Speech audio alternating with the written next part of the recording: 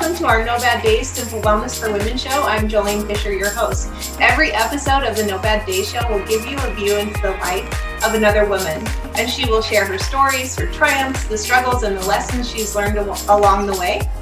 And my goal as your host is to bring you topics and women that are relevant to all of us and encouraging to us as well, because I want you to be the hero of your own story.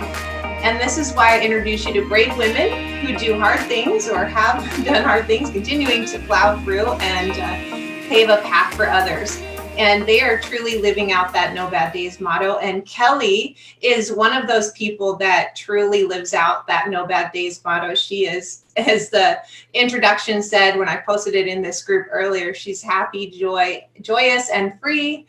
And so Kellee is my best friend. We grew up together.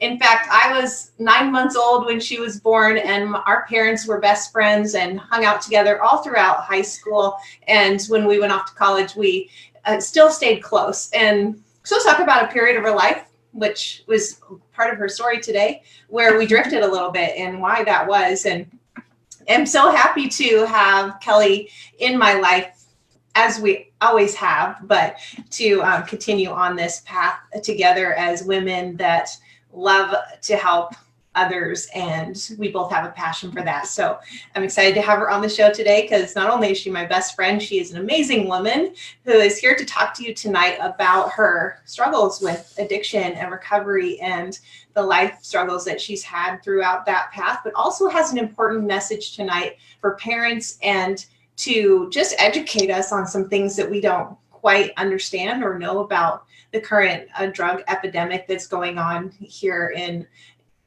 basically in the world, not just the United States. So, okay. Welcome, Kellee. Hi, JoJo. Hi. Well, why don't we start off with you giving us a little bit of background into who you are and where you came from, and really some background. Just start with that. Okay. So, like you talked about, I grew up in Port Orchard with you. So, and I think that we were really lucky. I think we had a really blessed childhood. I'm an only child, but my dad and your dad went to high school together. And so you like to say you've known me since before I was born. And that's the truth. So I was never alone. I was an only child that was never really only. And so we had a really, really good childhood. I was fortunate in that way. And I think growing up in Port Orchard, although I couldn't wait to get out, I couldn't wait to get out of there and live a different life. I wanted to get out of a small town. I think that it gave us a really good foundation. I have really good friendships, and I'm grateful for it. And there was a really good village around us. Your mom, who's listening on this call, is a second parent to me. Your mom and your dad are. And there's not a lot of people that get to say that have a bunch of people in their life that unconditionally love and support them. And that became really important to me as in part of my story that we'll get to, when it came to me trying to pull myself up out of the gutter. A big thing it's not just women, but I'm going to speak to women because I'm a little bit more passionate about women and their recovery. Men have male advocates, right? And I work with women mostly. And the thing, if you have a good, strong support system for a woman, and people that have an expectation that you can rise up, that your life is worth more than the way that you're living it, and you have a plan for recovering. Unfortunately, a lot of people stick into the spiral of the disease of addiction because you lose all hope. And if you don't have that good support system around you of people that know you and believe in you and think of you for who you are, right? Not the person, not the totality of the mistakes that you've made as an addict, but the person who you really are and what you're capable of, it becomes that much more difficult to turn your life around. And that's when I volunteer with the women's prison here. And that's the reason why, because a lot of the people that I meet through that side of my life didn't have the same resources that I did. They didn't have you, your sister, your mom, your dad, my parents, obviously, my cousins and aunts and uncles, and our other girlfriends that we grew up with. I had a group of people around me that knew that I could achieve anything I wanted to if I could somehow get clean, get my life straight. So to talk about what happened when I was 16 years old and I herniated my first disc. And no doctor knows why. I just have degenerative disc disease, which is, I'm sure a lot of people have heard of it. And it's a really nebulous term, it kind of makes it seem like your whole spine's crumbling or something in your back. I'm 42 today and I still have a spine. So that wasn't it. But at 16 years old, for that to herniate for the first time, it was really, really difficult. And so for my entire life, I've had 26 years. 26 years of back problems. And you have to adjust the way that you live. So there's certain sports I was never going to run. I was never going to be a runner, right? It's terrible for your back. You're never going to lift heavy things, right? Any too active of sports, you're not really going to do. I don't move my own stuff when I move in and out of my houses. There's limitations on how much I can lift. And that started when I was a really little kid. But for the most part, I was able to manage that because I did get that injury when I was so young. And your body has this miraculous way of healing itself. And so that herniation, after like 7 months, that herniation healed. And so for the next, I had, let's see, so I was probably 17 when that got better. And it wasn't until I was in my late 20s, actually mid to late 20s, that I hurt myself again. And I had to start getting epidurals and all of that. Now, when I was really young, they didn't put you on any narcotics. They gave me ibuprofen. And I actually was really judicious about the way that I took that too. So I was concerned about, my liver and kidneys. Tree hugging hippies from Washington State.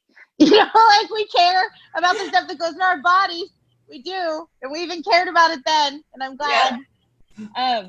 So I really didn't take that much medication. But when I got re-injured in my late 20s, then early 30s, nothing could get better. And I got my first MRI done as an adult then.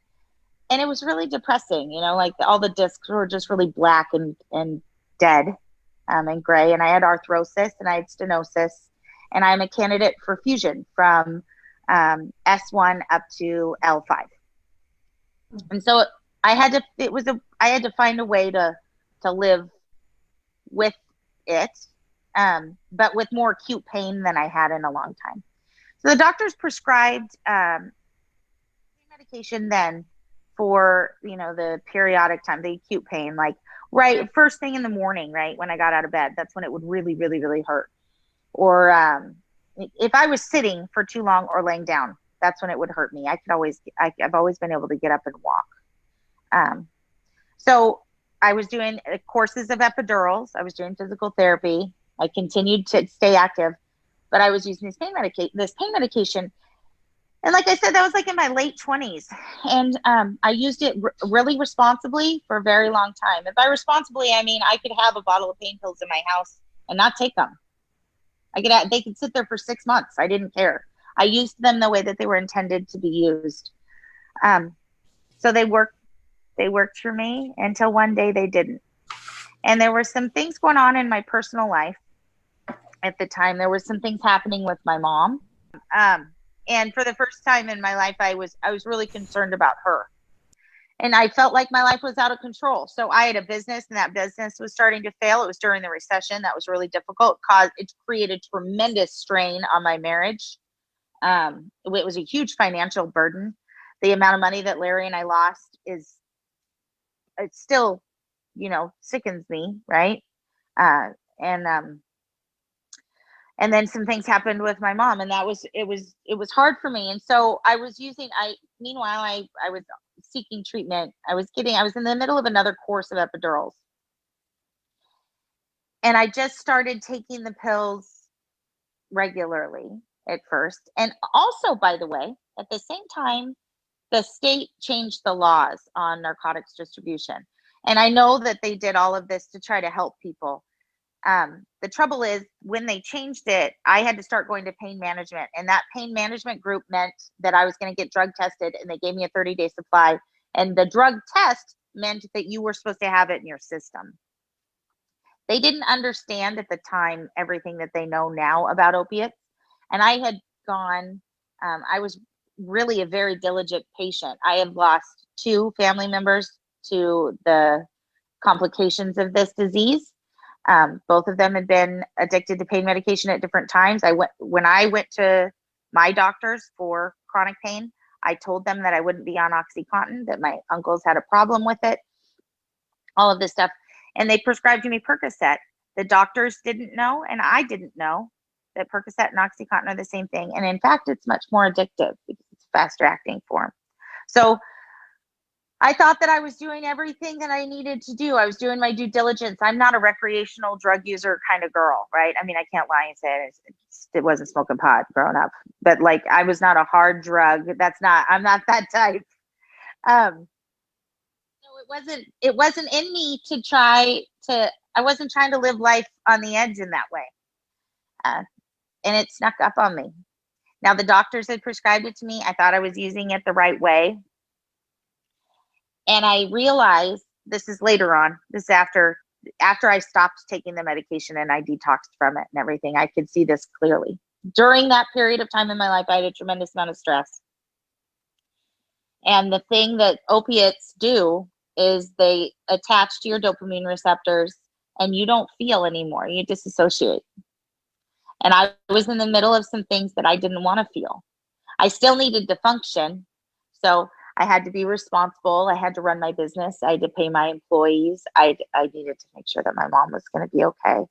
I still had a marriage to work out, right? I had bills to pay. I had errands to run, all of those things to do. So I was still, it's not like I could lay in bed and nod off. And the thing about the way that my body metabolizes opiates is they give me a tremendous amount of energy. So for me, I was like Superwoman. I would take Percocet and go for a 4-hour hike. Yeah. That's incredible, Kel. I didn't know that people metabolize them differently, but now that you say that, that makes sense. Because if I were to take a narcotic pain medication, I'd be throwing up and feeling like I needed to go to sleep. Yeah, well, a lot of people just go to sleep. I mean, I wish I was one of those people. It would have never been a problem for me. And I'm going to talk about that later too, because there's other medication that is really dangerous that people should know about for their kids, right? For their children, for their children's friends, for their grandkids, nieces, nephews, whatever. And for their friends, their adult friends. Yeah. Because we do metabolize things. We all metabolize things a lot differently. And I've learned a lot. One of the fellowships that I joined after I detoxed was something called Pills Anonymous. And because I'll get into the 12-step programs because I think that they're really beneficial. And I volunteer through AA, but my problem was a pill problem. That's what landed me where it was, right? I like AA because it's the origin story. That's what all 12 steps are based on the book Alcoholics Anonymous. And so it's good to know that program. But I needed to meet other people that had chronic pain, that got off of the medication and learned how to live with it. I was really scared. And so getting back to the story, you start to take it. You take the medication, take more and more. I'm now going to a doctor that's making sure I'm taking it every day. You have it in your system. They will increase your dosage, which they did. Your body then, your brain changes. And they talk about the phantom pain that is created by narcotics. But if you talk to somebody that has chronic pain and you tell them that, they're going to look at you like, you don't know me. You don't know my body. You don't know my pain. You don't know my problem. I'm here to tell you it is totally true. It is totally true. It's amazing that the Aleve and the Tylenol actually worked for me once I got clean.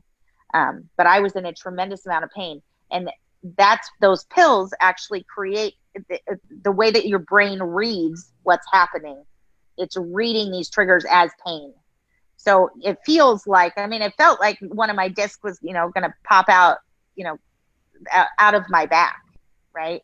Like my leg was just going to stop working. I was in this tremendous amount of pain, but it wasn't really it. It was just that my brain was misreading the signals. So I end up,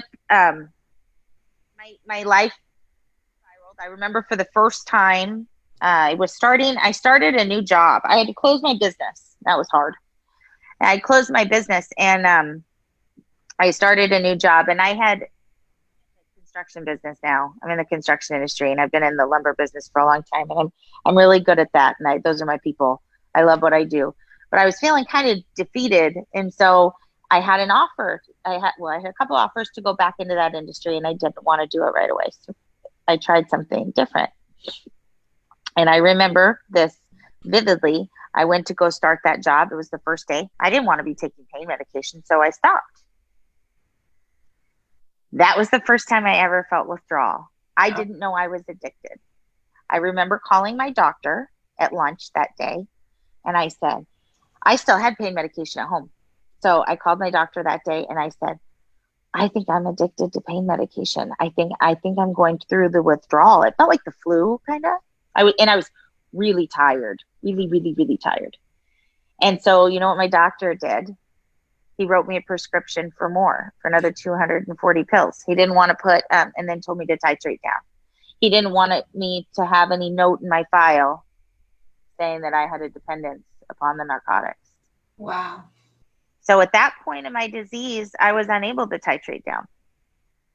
I just couldn't do it. And I'll tell you why. I kept, like, each day, you know, you like say you take 4 a day. So if I got 240 a month, I can't even do, I'm not too good at the math right now. What is that? There's 30 days. So 8, whatever. Yeah. Is that 8 a day? Well, so whatever it is, 240 pills a month is what I got. Yeah, 240 8 a day. Okay. So you start with 8 and you do that for like 5 days. And then you go down to 7 and 6 and 5, whatever. What would happen is I get to the titration days and my brain misread the signal and tell me that I needed it. So I was unable to titrate down. And that was an interesting turning point for me. Right. So because I had at to that point, just so we're clear, where you were in the addiction or understanding of addiction, you didn't know you were addicted until you went through that initial withdrawal feeling. Yeah. And then it was in the titration period where you actually said you had to make a decision, right? At that point. Yeah. At that point, I realized I couldn't control it. Mm-hmm. Because I couldn't control the titration. And I'm really type A. Maybe we should have talked about that before this call. I'm like really type, super type A, really controlling. I set my mind to something, I make it happen. I couldn't fix this. I had no handle over it and I didn't understand. And so what happened? You start to tell yourself stories. Your brain, the disease protects itself. That's really the best way to look at it. And so what happened is I started to tell myself that I wasn't in a position yet to get off the pills, that I would have to get off of them later, that I was obviously still in too much pain, that I needed to seek other treatment, right? Not treatment like detox treatment, but other treatment. And because I tried so hard to be responsible and not be on the pain medication in the first place, and to give my doctors all of the information about my family, I felt like I was being a good patient. I wasn't one of those people, And this is the reason why I like telling my story, why I think it's my responsibility to tell my story. I don't think that if you saw me on the street, anybody that sees this, your friends that don't know me, I don't think if they saw me at your house, I don't think anybody would ever know. I'm not the girl that you think of as a drug addict. Absolutely agree with that. And one thing you put in your bio that I didn't read that I think is important is that you said, this is not a moral failing and really not a choice. And the way you're telling your story is obvious that your body was responding in a way that made it a prison for you. And you were no longer able to break free of that without the help. So I'm curious to go ahead. Sorry. Yeah. No, that's a great word. I was completely trapped. And the thing is, the way that the medications work and why it's so important for people to educate themselves on how medication affects their body. The way that those medications work is they genuinely trick you into believing that you need it. So by the end of when I hit like the end of my disease, before I went and got some help, I actually thought, I did not think I was a drug addict. Okay. I did not think I had a problem in that way. I was absolutely convinced that I was crazy. Oh, wow. Yeah. Huh. So I thought I remember crying in the kitchen at my mom's house, and I told her that I needed to go. I knew I needed to go to like a mental health hospital. Like I thought I needed to go to a behavioral health hospital. I thought I was losing. I told her I'm losing my mind because I had never experienced, and very few people, unless they've gone through addiction, I had never experienced not wanting to do something, but being unable to stop. And I can't stress that enough. An addict doesn't, we have this homeless crisis, right? And I don't want to get too political, but people have to be very realistic about what's happening. This isn't about not having a housing voucher. People don't want to live that way. Now, that being said, they don't want some yuppie walking up to them on the street and telling them how to live their life either, making choices for them and making it seem like there's a moral failing. Right. But nobody wants to have the devil sitting on your shoulder and be in control of your life. And that's really what it is. Addiction is a horrible thing. You have no free agency. And most of us were sober up until some point in our lives, even if an adolescent, even if people start using it 13, 14, 15 years old, those people did experience what free agency feels like. And your addiction takes that away from you. So we have this homeless population, and people want to say, oh, we can just give it's affordable housing. We give them a voucher and we do all these things. No, we need to give them the help so that their brain can recover. This is a brain disease. Mm-hmm. So at the time, I believed that I thought I was crazy. And also, by the way, me admitting that was a way of my disease protecting itself. And I think it's really interesting that it was easier for me to think of myself as crazy.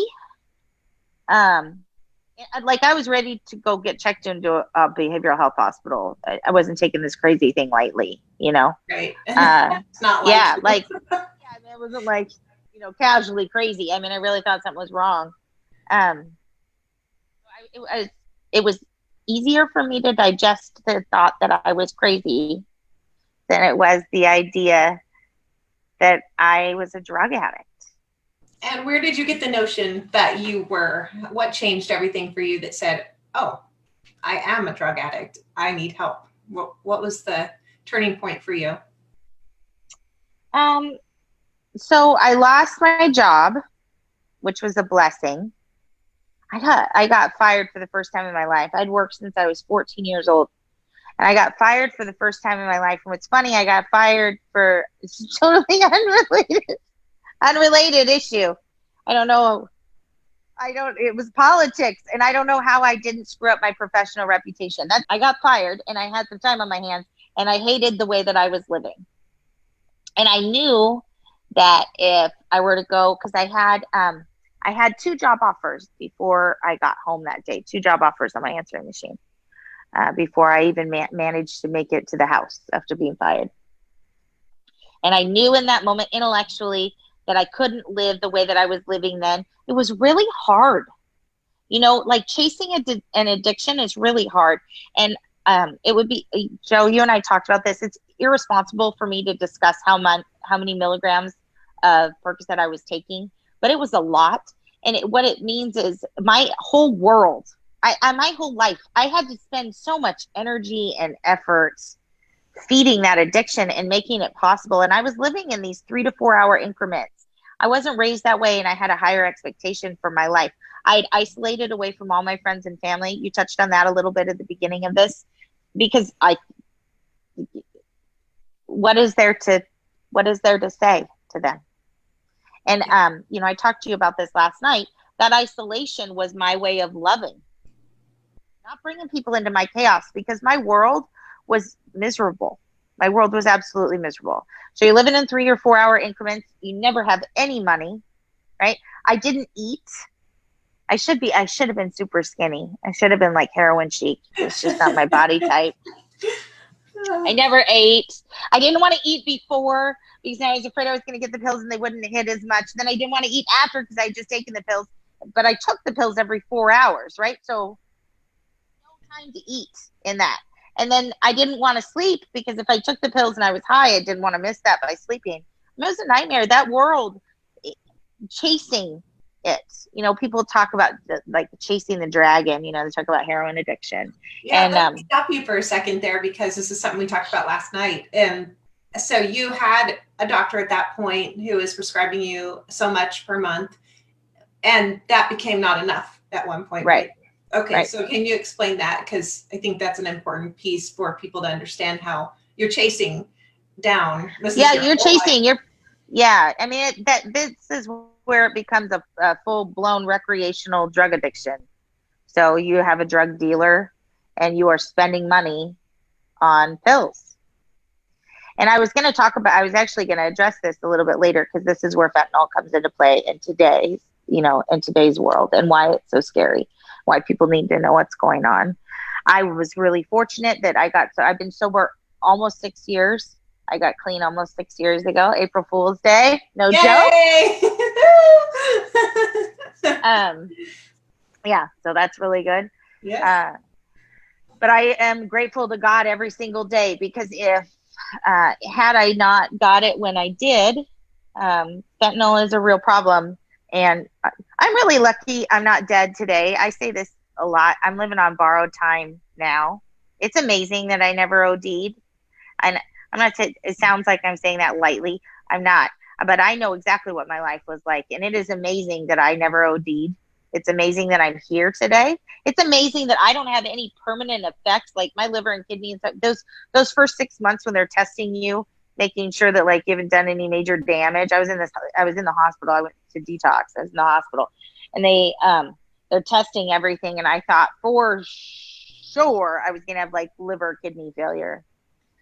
So it's amazing. It's amazing, right? It's God. It's whatever God you want to describe it as. It's God, and there's no way to deny that. But I was at the stage of my addiction. No doctor would have given me that amount of drugs, because it would like take down an elephant. So I was buying them, and I was having to go see a drug dealer, a few times a day. Of course, I made friends with my drug dealer, because I make friends with everybody. I'm friends with the people at the grocery store, friends with the people at the gas station. So I made friends with my drug dealer. And I told him, like, he and his wife had a baby. I bought him some new clothes, that kind of stuff. So I went to see him when I told him that it was time and I was going to go to treatment. I was going to go to detox. And because I had tried detoxing myself a couple of times. I even tried like the yuppie, I call it the kinder, gentler way of getting sober. I tried the yuppie way. I get paid for this really expensive psychiatrist in Scottsdale, and I did this group, and Suboxone through him and whatever. And it was just a way to like prolong my youth. It got a little better for a while, but I mean, I wasn't addressing the problem. Right. So anyway, I went to see my drug dealer for the last time, and I told him that I was going to get clean. And he told me, because obviously he had a burner, but this was his job. He was a professional. I don't mean to make light of it, but he was a professional. So he would change his phone number all the time. So he told me that while I was in treatment, that he was going to change his phone number and that he would never talk to me again. And then he got his Bible and he said, "Do you mind if I read to you?" And he sat down and he read to me from his Bible, and he told me he loved me, and he gave me a hug, and he told me never see me again. Oh, that is crazy, Kellee. Wow. Yeah. Wow. Yeah. And you guys have to know, I was a really good customer. I was not the kind of, I wasn't, when you have a small business, if you think of him as a small business owner, when you have a small business like that and you have a customer like me. Twice a day you were visiting him.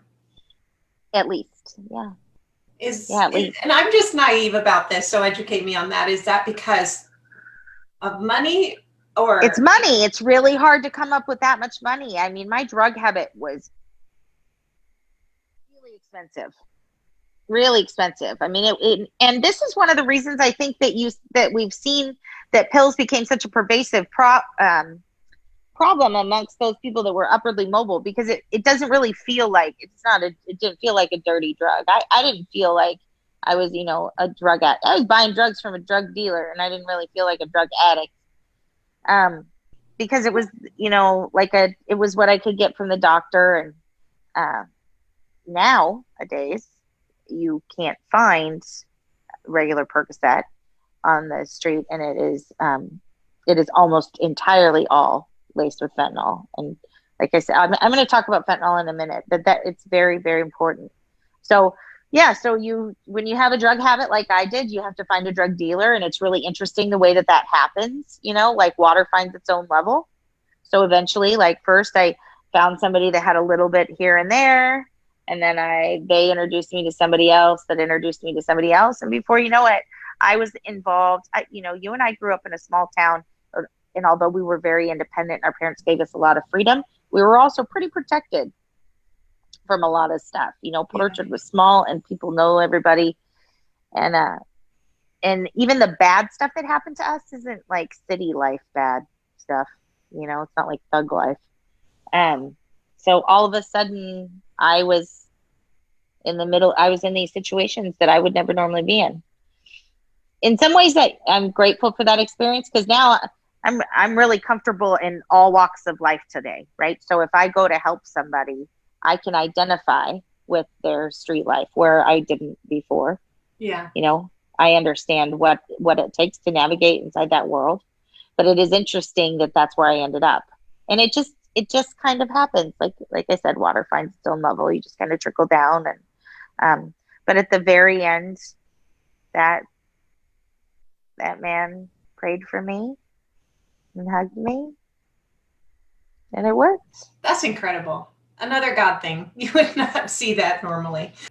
Oh, for sure. Wow. I've told that story 1,000 times inside Detox and recovery and jail, right? Like inside with other drug addicts. I've told that story a lot, as I've told my story, as I've shared my experience with them. And that doesn't happen.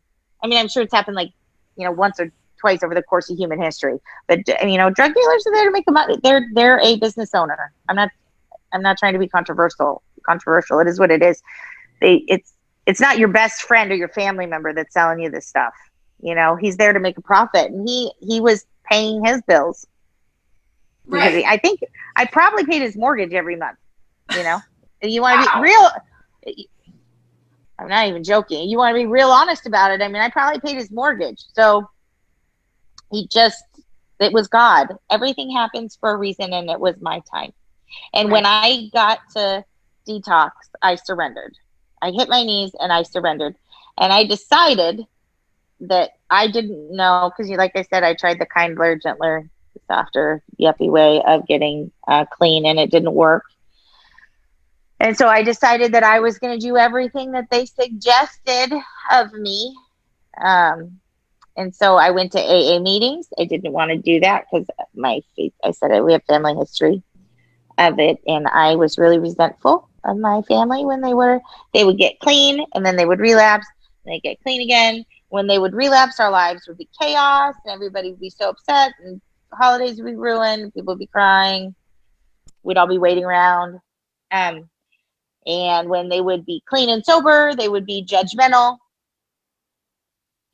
and telling everybody how they should live their life. And I didn't want anything to do with that. So I was in this lockdown facility, right? This like lockdown part of a lockdown facility is behavioral health hospital, and I was in there for detox. And so I finally left because it was like the only way to leave the unit. That's how they get you. And this guy comes in, and he was really cool. The guy that volunteered to bring the meetings in, he's a really cool dude. And when he worked the program and he went through the steps, he made an amends. And that amends, he went and he confessed to a crime, and he did 15 years in prison. Wow. That's how serious he was about his sobriety. And he stayed sober the entire time that he did that prison sentence. And he continued to help other prisoners inmates while he was there stay sober. And he had been out a few years by the time I'd seen him. He's sober 20-something years by the time I saw him. So anyhow, I went into that meeting, and that was the story. I was expecting to meet a bunch of hypocrites, because that's how I felt about my job and my experience, my family. And I was blown away. And inside that meeting, I had a profound spiritual experience. I had 2 uncles that have died, and you knew both of them. And I had this really profound spiritual experience because I was really resentful. I understand the Al-Anon side of addiction, and I also understand the drug addict side. So I, from the Al-Anon side, was really resentful with my family and the things that had happened and the chaos and stuff that had taken hold and the way that it hurt everybody. And also at a really young age, I had to take on some additional responsibility that I should have never had to take on. So I had some anger. And I said things to them when they were alive that I regretted. So I was sitting in this room, and I remembered. It's not that I can't even just say that I remembered. I had this overwhelming, I had this presence of having Mark and Bo there. Those are my two uncles. And I cried. I sobbed. And I sobbed for all the things that I didn't say to them. And how much I wished, it'll make me emotional now, how much I wished that they were there seeing me in the meeting, because I knew that those two, even if they wouldn't have been able to get it together for themselves, those two would have done anything and everything they could to get me sober. Yeah, absolutely. So it was a profound experience. And that's all that you need, to get clean. People want to know, there's just a very low percentage for people that recover from alcoholism, drug addiction. And I don't like to separate those two things. Alcohol is a drug. So if you're an alcoholic, you're a drug addict. It's kind of a controversial, people won't like it when I say that, but I don't care. It's a drug. So it's a very low percentage. And it's because we try to think our way out of it, and we want to be able to control it. We want to be better than the disease. And the only answer is for you to fully surrender. And you have to give your life up to God. Whatever God, I don't care what God it is. I don't care if God for you is Mother Nature. But it needs to be something that's bigger than you. And you have to go through this spiritual transformation. And your life needs to change. And you become humbled.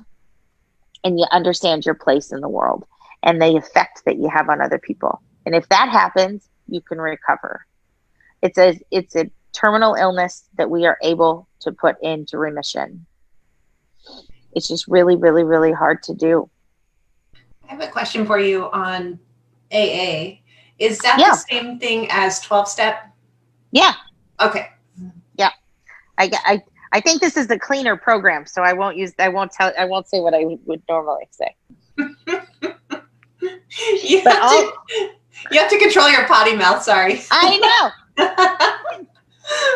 Anyways, I know that the 12-step program exists at our church in the form of CR, Celebrate Recovery. That's Celebrate Recovery. Yeah. So it exists in different venues, right? Well, here's what's important to know about 12-step.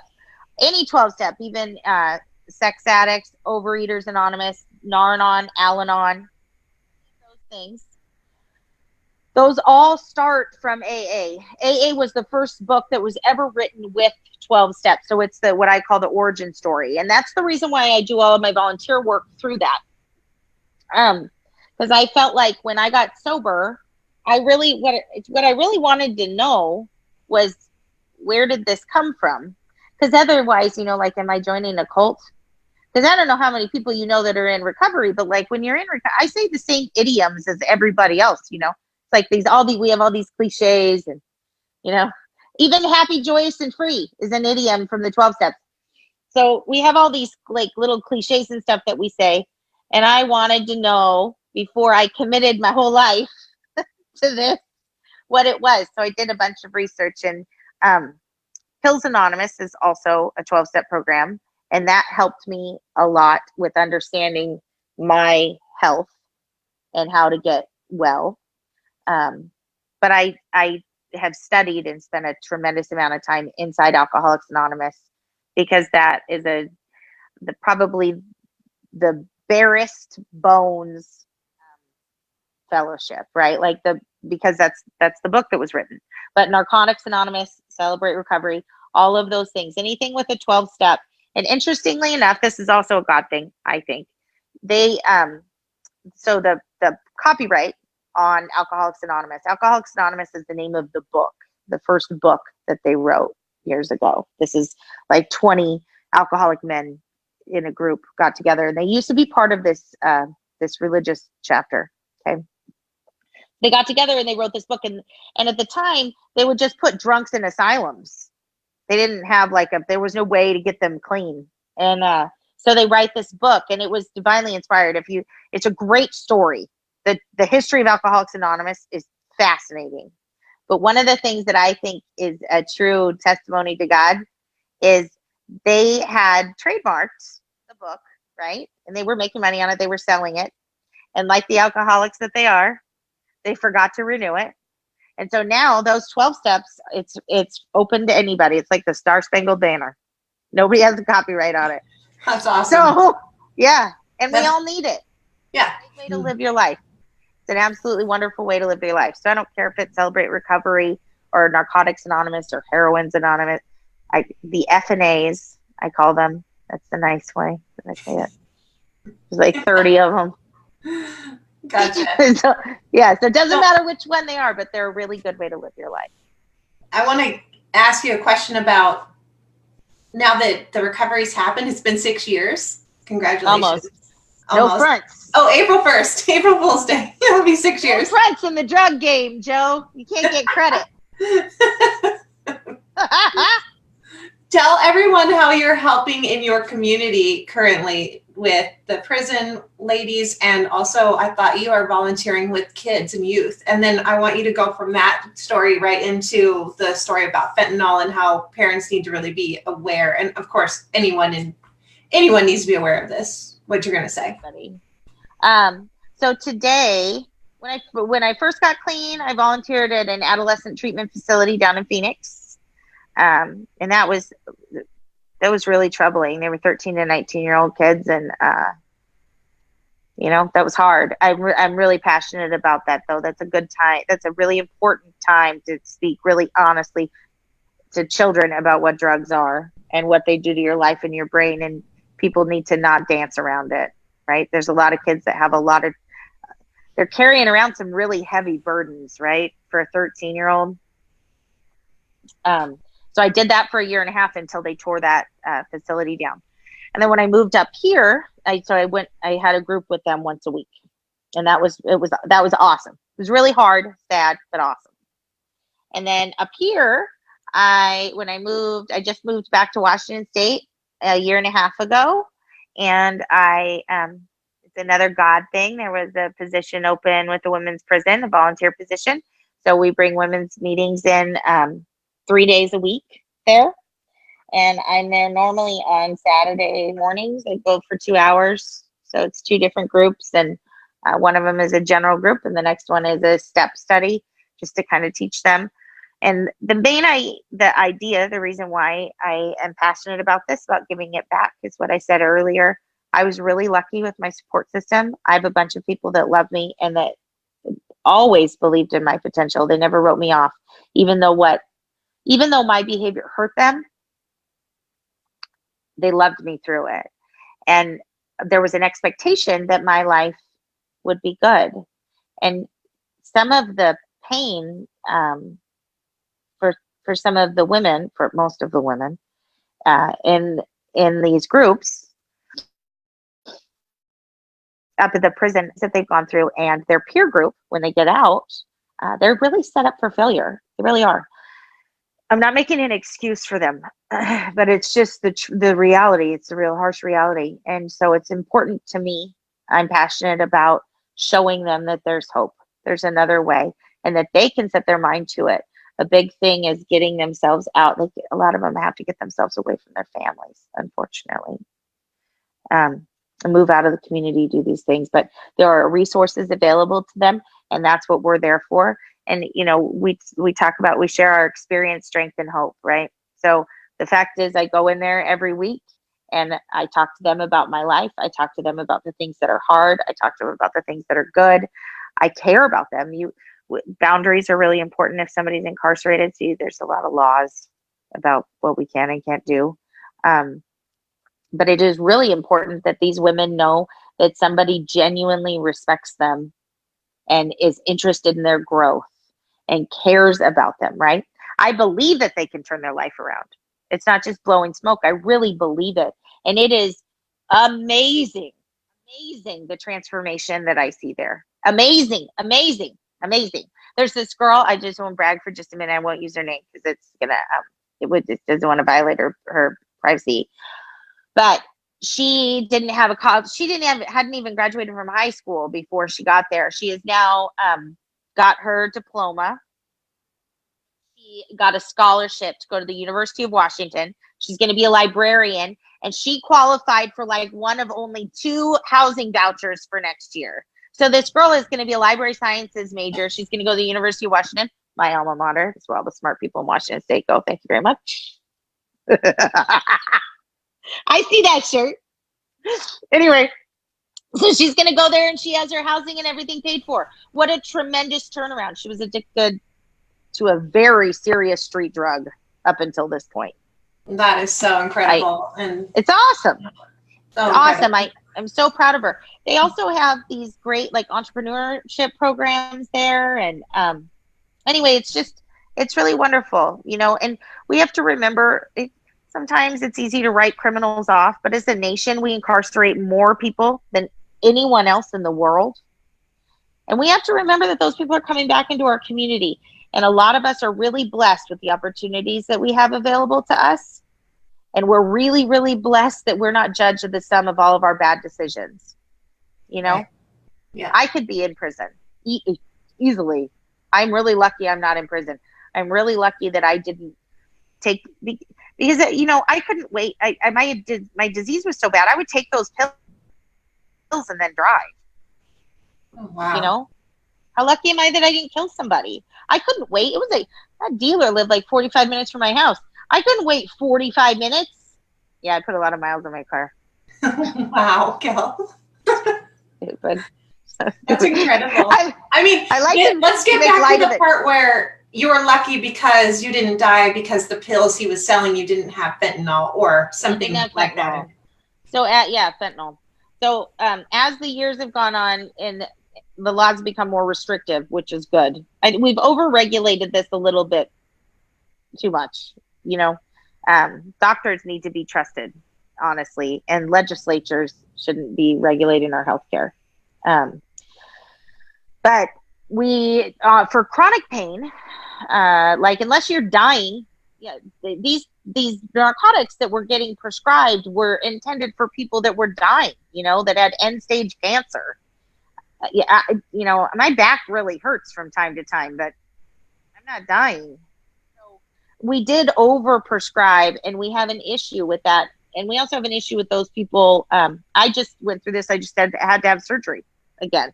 So you're going to have people that had chronic pain that were overprescribed these medications that are going to have to go back on narcotics.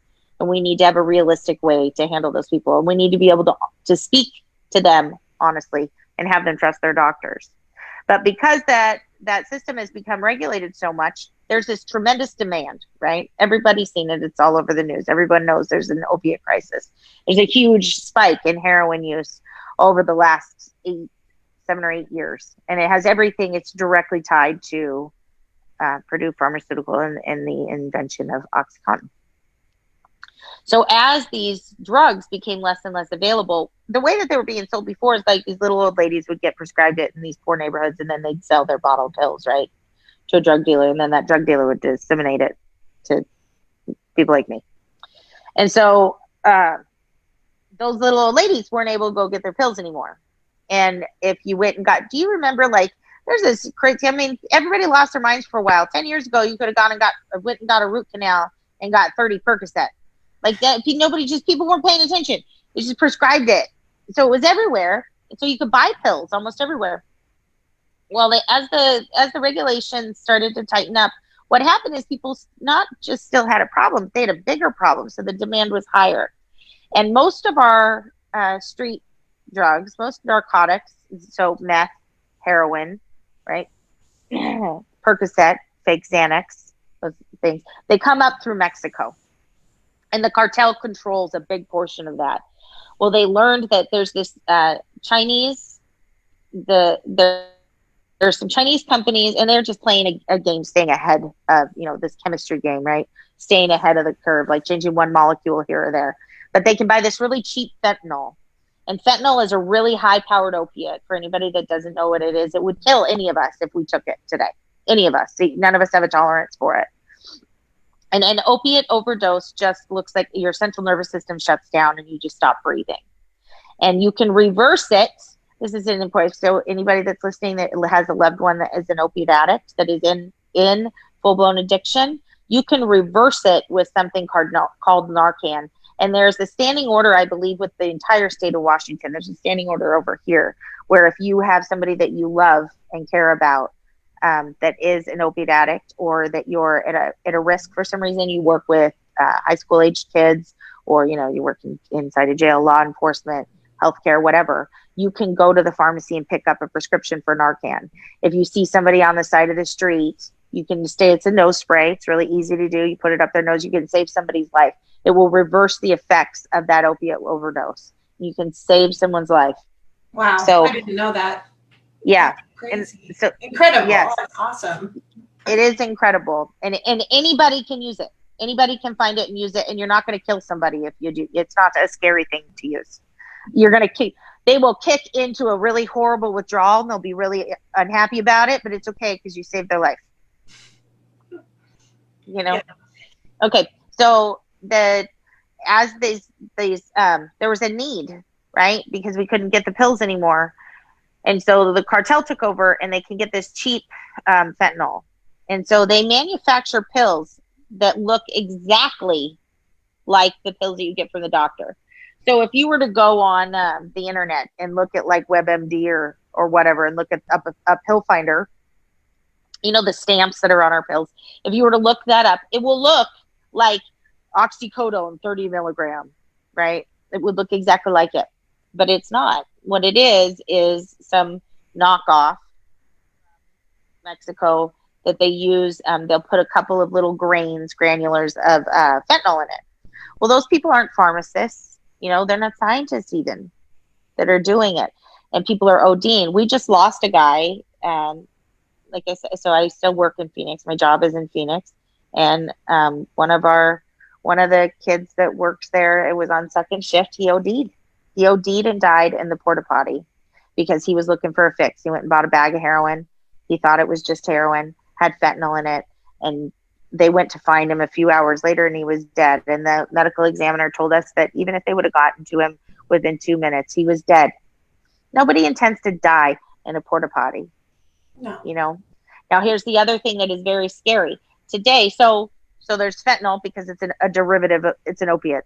So it's scary that that's in heroin or that that's a knockoff Percocet or Vicodin, right? That's scary, but it's almost not logical, but you can like almost make sense of it. Like, okay, so there's fake pills and you shouldn't buy fake pills and yada yada.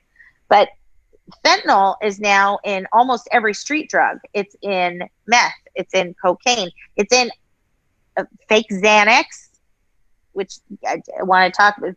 People metabolize Xanax differently, and adults need to know this for kids, because if you take a Xanax and you drink alcohol, again, central nervous system shut down, you die in your sleep. Kids need to know that. Doesn't matter if you've done it 100 times. Then number 101, same dosage, same amount, just die in your sleep. So some people if I took Xanax or if you took the Xanax, we'll go to sleep. Like you would have like the lullaby kind of sleep, like it's delightful, like not a care in the world sleep. But some people take it and it amps them up. So they'll take it and they'll go party. So because of that, those fake pills are on the market, and a lot of those pills have fentanyl in them. So they've done, the DEA and our government has done a bunch of testing across the country. It was prevalent in Arizona starting a few years ago. That's why I'm grateful to God that I got sober when I did, because I would be dead today. No doubt about it, I'd be dead today. But it has made its way up. It's in Ohio. It's obviously up here in Washington, right? It's in Colorado. It's in Indiana. Doesn't matter where you live. The cartels run our illicit drug business in this country, and that is a cheap and effective ingredient for them to add to their products. And so it's everywhere. 4 or 5 years ago, it had just started. You just started to hear about it. It was only in a couple of drugs, but now it's in everything. It's in methamphetamine. Wow. That's crazy. And so what's scary about that, the reason I feel really passionate about this, about talking to people about it, is They're for generations now, for our parents' generation and for our generation, and even for kids that are in their 30s now, they had the opportunity to experiment. And you really weren't going to make any, just don't make any decisions that like you have to live with permanently, right? But like people experimented with different things and it didn't kill them. And they went through a wild period in their life, and then they were able to write it off and grow up and turn into responsible human beings. The really scary thing about drugs today, about street drugs today, is there is not the same opportunity for experimentation. And I'm not saying, I don't want to say that lightly, like, there should be, that every kid deserves to experiment with drugs. I didn't experiment with drugs like that either. But it's a reality of what the adolescent brain is. They don't foresee, that their prefrontal cortex isn't completely developed, and they don't understand the consequences of their choices. And so as adults, we need to explain to them that yes, for generations, it's true. We were able to do things. We were able to experiment and take bigger risks than you can now. And I'm sorry for that. I'm not telling you should do drugs, but I'm sorry for that, because this just isn't an option any longer. It's deadly. It's one time. It is just one time. Right. And what are the chances that they're going to get Narcan inside those 2 minutes? Nothing. At a frat party or a sorority party on campus, kids are being doled out pills all the time. Yes, they are. Yes, they are. When you're already drunk, yes, and you don't have a developed prefrontal cortex, your decision making is nil.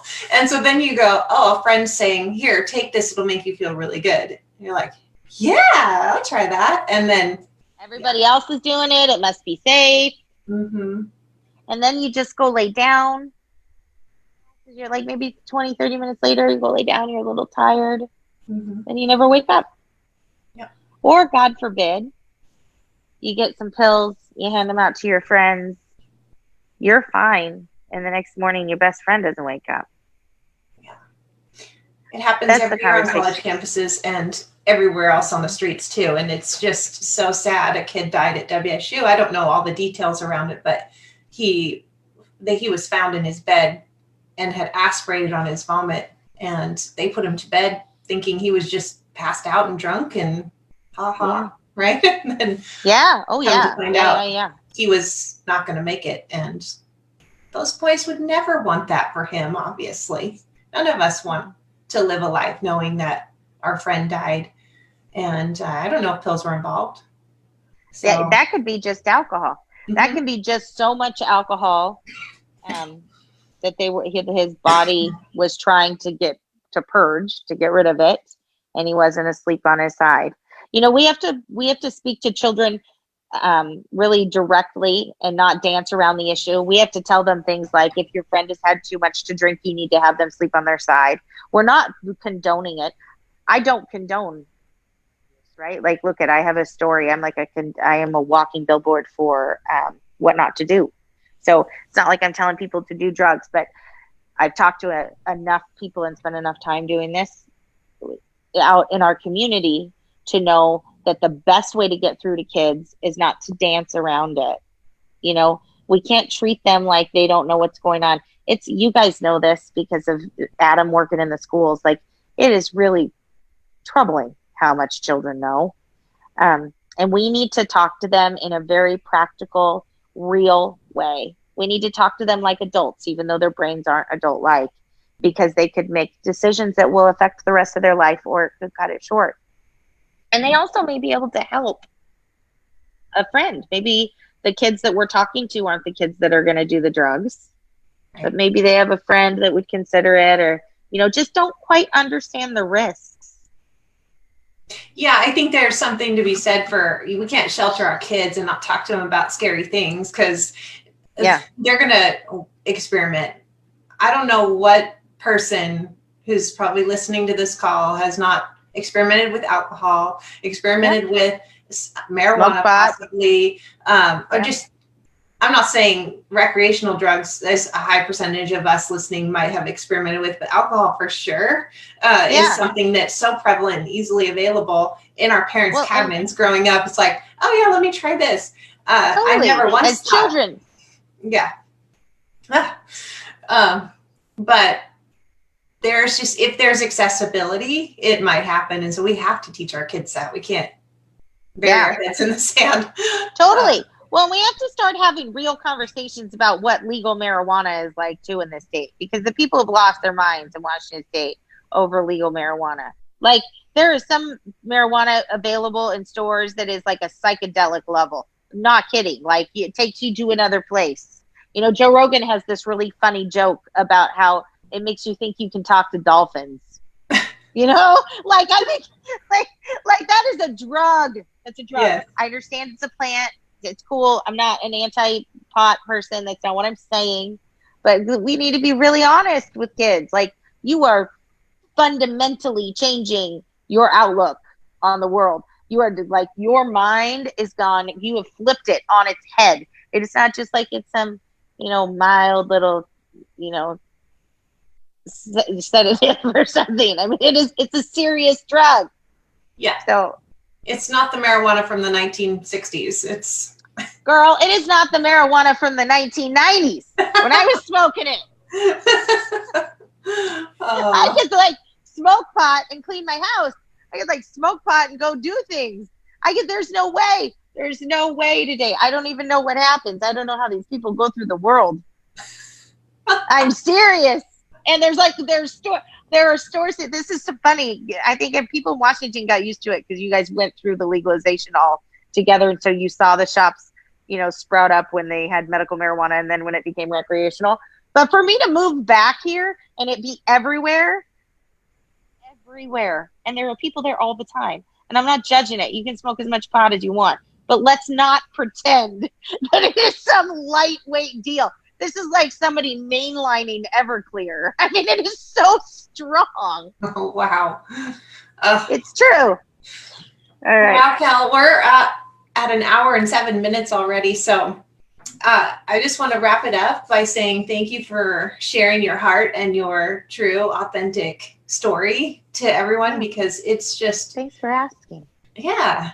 Thank you for being willing, because it's a story that needs to be told over and over again. I have covered addiction and recovery 3 times on this show, and it's only my 8th show. You're number 8. And I just meet incredible women who come through addiction and into the recovery process, or who have been parents on the other side of it, and how they've had to deal with that. And so there's a whole other side to the story, right? And you've had to be that person when you were too young, and having to deal with it, the other side of the coin.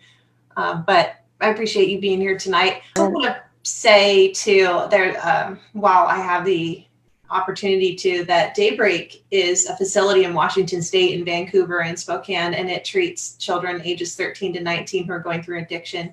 And it is about to be shut down because of mismanagement of something at the Vancouver facility, and it withdrew federal funding. $3 million in federal funding was withdrawn.